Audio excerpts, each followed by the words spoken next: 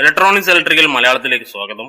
ഇന്നത്തെ വീഡിയോയിൽ നമ്മളൊരു പരീക്ഷണമാണ് നോക്കുന്നത്. പരീക്ഷണം എന്ന് പറയുമ്പോൾ ഈ കംപ്ലൈന്റ് ആയ LED മോണിറ്റർ സോഫ്റ്റ് ബോക്സ് ആയിട്ട് ഉപയോഗിക്കാം, അതായത് സ്റ്റുഡിയോ ലൈറ്റ് ആയിട്ട് ഉപയോഗിക്കാം.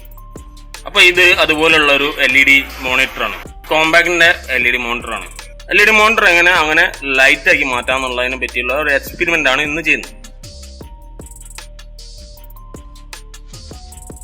ഇപ്പൊ പവർ ഓൺ ആയിട്ടുണ്ട്. അപ്പൊ ഇതിന്റെ ഡിസ്പ്ലേ പൊട്ടിയതാണ്. അപ്പൊ ഇങ്ങനെ പൊട്ടിയ ഡിസ്പ്ലേ നമുക്ക് മാറ്റി വെക്കാന്ന് പറഞ്ഞാൽ നല്ല ചെലവുള്ള കേസാണ്.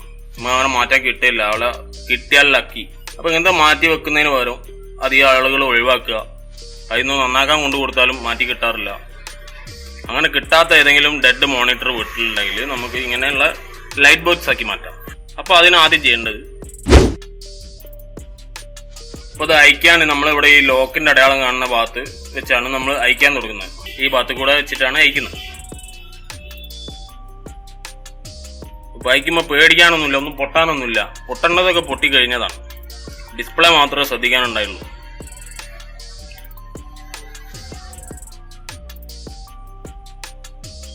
ഓരോ തരം LED മോണിറ്ററും അയക്കുമ്പോൾ ഓരോ തരത്തിലാണ് ഉണ്ടാവുക. എല്ലാ LED മോണിറ്ററും ഒരുപോലെയല്ല അയക്കുന്നത്. അത് അയച്ചു കഴിഞ്ഞു. ഇതിന് ബാക്ക് കവർ അയച്ചു കഴിഞ്ഞ് ഇതാണ് ഇതിന്റെ ബാക്ക് ലൈറ്റിന്റെ കണക്ഷൻ. ഇവിടെ ആയിരുന്നു നമ്മൾ ഈ പാനലിൽ നിന്നുള്ള കണക്ഷൻ ബാക്ക് ലൈറ്റും മുടുത്തി. ഇത് ആദ്യം ചെയ്യേണ്ട, ഈ പാനൽ അയച്ചിട്ട് ഈ ഡിസ്പ്ലേ ഇന്ന് അയച്ചു മാറ്റി.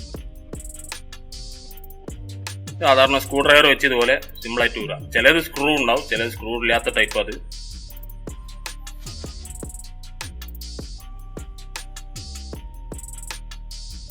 ഈ കാണുന്നതാണ് ഈ ഡിസ്പ്ലേ. അപ്പൊ ഇനി ഇത് അയക്കണം.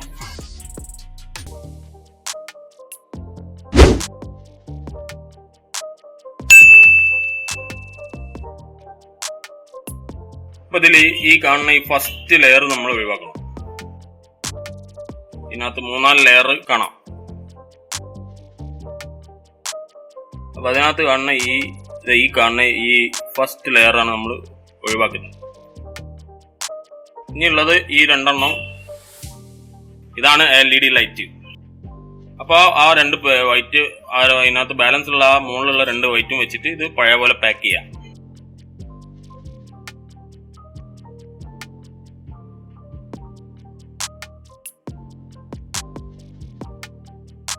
അത് കഴിഞ്ഞാൽ നമ്മൾ ബോർഡ് ഫിറ്റ് ചെയ്യാം.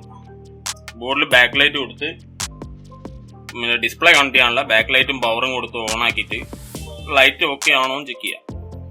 അപ്പോൾ ലൈറ്റ് ഓക്കെ ആയി എന്ന് വെച്ചിട്ട് നമുക്ക് ഉപയോഗിക്കാനില്ല. കാരണം ഇതൊരു മിനിറ്റ് കഴിഞ്ഞാൽ ഓഫായി പോകും. ഒരു സിഗ്നലും ഇല്ലെങ്കിൽ ഒരു മിനിറ്റ് കഴിയുമ്പോൾ സ്റ്റാൻഡ് ബൈയിലേക്ക് പോകും. ഞാൻ നോക്കിയാൽ കാണാം. ഞാൻ അത് വളരെ ഫാസ്റ്റ് ആക്കിയിട്ടുണ്ട്. ഇപ്പോൾ ഒരു മിനിറ്റ് ഫാസ്റ്റ് ആക്കിയതാണ്.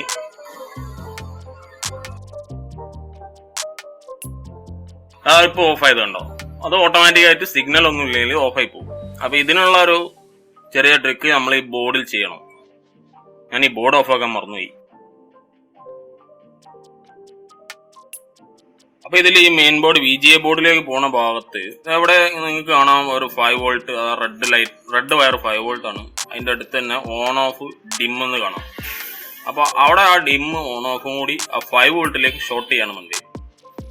അതായത് 5 വോൾട്ട് കട്ടാവാതെ നമുക്ക് ഇവിടെ കിട്ടണം, ഈ 2 പോയിന്റിൽ കിട്ടണം. അപ്പൊ അതിന് നമ്മൾ അത് 2 കൂടി ഷോർട്ട് ചെയ്തിട്ട് മെയിൻ ബോർഡിലേക്ക് പോയ 5 വോൾട്ട് എടുത്തിട്ട് ഇവിടേക്ക് മെയിൻ ബോർഡിൽ നിന്നുള്ള ആ ഓൺ ഓഫ് സിഗ്നൽ കട്ടാവില്ല. എന്നിട്ട് ഫിറ്റ് ചെയ്യാം. സാധാരണ പോലെ പിന്നെയും വെച്ച് ചെക്ക് ചെയ്ത് നോക്കാം. അപ്പൊ നിങ്ങൾക്ക് അത് ആ ഒരു ലിമിറ്റ് ഇല്ലാതെ കത്തുന്നത് കാണാം.